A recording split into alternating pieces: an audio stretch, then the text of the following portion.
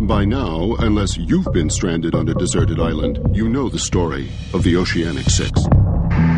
Based on the location of the wreckage, our best estimate of the crash site is here.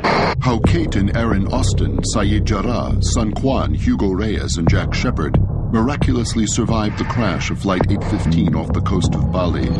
How ocean currents carried them to a deserted island called Membata. How they survived for 108 days before they paddled a raft to the island of Sumba, where they were discovered, rescued, and airlifted to Honolulu. I present to you the survivors of Oceanic 815. This is their story. A story that has made the Oceanic 6 both international celebrities and absurdly wealthy. A story so incredible, so completely improbable, that quite frankly we all assume it has to be true. Or is it? Could this unbelievable story be just that, unbelievable? Could the Oceanic 6 be at the center of one of the greatest conspiracies in recent history? And if they are, who or what are they trying to protect?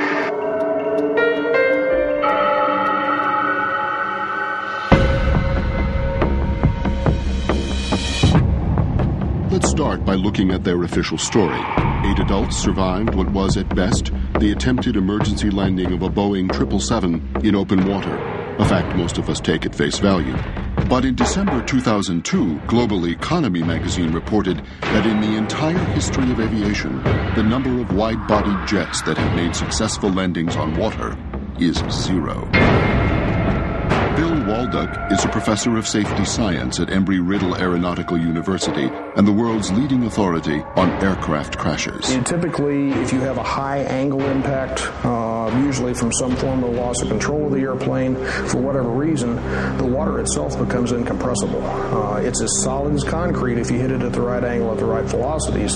So what it's going to tend to do is shatter the structure in the airplane. So literally, you may have thousands and millions of pieces. The only comparable water landing in recent history is that of Valet Air Flight 101, which crashed in the Atlantic while attempting to land at Keflavik International Airport. The force was so great on impact that more than 2 million pieces of debris were salvaged from the wreckage site. All but one of the bodies was so disfigured that they had to be identified through dental records, fingerprints, and DNA. Airplanes that have wing-mounted engines, like the 767, 777, the engine pods themselves actually hang down below the lower part of the fuselage. As the pods dig in, you pitch into a deep ocean swell, it's going to shatter the fuselage. Now, this is a good example of an airplane that might be traveling 100 to 120 miles an hour, impacting the ground and fragmenting. If you hit the water at a high angle, this would be the sort of effect it should have on the airplane. Now look at these images, broadcast to the world as the wreckage of Oceanic Flight 815, found at the bottom of the Sunda Trench by the Christiane 1, approximately 2 months after the crash. As reported, the wreckage appears to be nearly intact. We've got an intact tail. We've got a major fracture just forward of the horizontal stabilizer, yet the rest of the fuselage is laying right in front of the tail. That would be unlikely as well. Don't see too much impact damage at all on the front end. In addition, the debris in these images looks to have settled in a relatively contained geographic area. In stark contrast, debris and body parts from Flight 101 were collected from an area of well over 60 square miles. You go through a few miles worth of depth, you should have a scatter pattern that might be 100 miles across. There's no way you'd see the parts of the airplane this close to each other over 4 miles down. If I were to come up on these by myself, it looks like either a junkyard or a stage set. If what we are looking at is not the wreckage of an airline crash, but instead staged pieces of debris that have been rolled off a ship, whose bodies are those sitting in the seats? The following is an interview with an operator who worked for the U.S. National Transportation Safety Board's Oceanic hotline.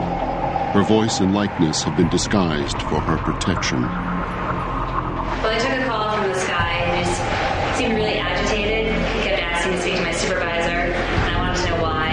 And then he started yelling something about how the footage he was watching on TV, there's no way that the pilot could have been the real pilot from Flight 815. All I know is what he directly said to me.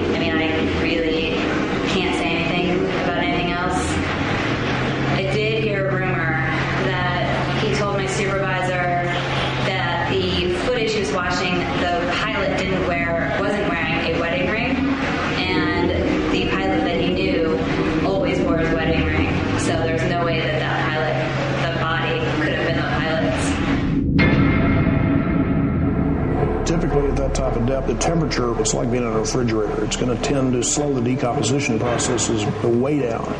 But the biggest threat usually in terms of changing the body is the sea life. It's amazing even at those types of depths how much life there is down there. And those are going to be the ones that are going to begin to change the body, typically from feeding behaviors. It doesn't look typical of a body that would have been sitting at that depth for that period of time.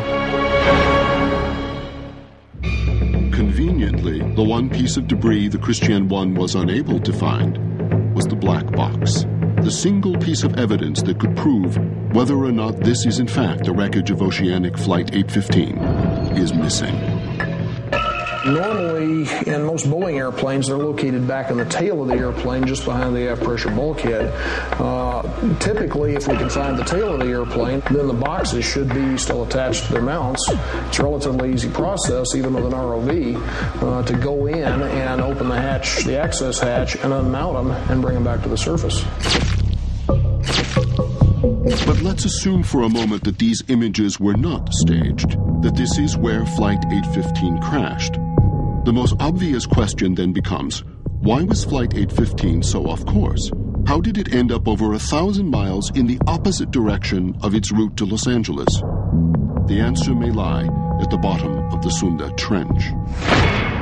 With a maximum depth of 4.8 miles, the Sunda Trench is one of the most inaccessible places on Earth.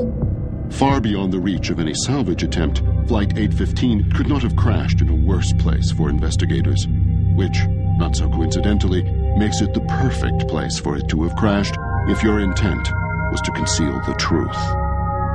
A second possible explanation for the inexplicable location of the wreck relates to the geography of the land above the Sunda Trench. According to a 2002 survey by the National Institute of Aeronautics and Space, Indonesia is comprised of 18,306 islands. The Indonesian government estimates that over 6,000 of these islands are uninhabited, undiscovered, and unnamed. If you were going to have 6 survivors disappear for 108 days, what better place on Earth could you find? A place that makes the verification of the Oceanic 6's whereabouts physically impossible.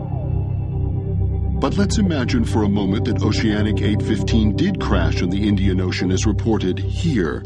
How did the Oceanic 6 end up here, in this area, northeast of the crash site? According to the official story, they were carried by ocean currents. We have special instruments that are actually current meters, and we also can derive measurements of the surface currents from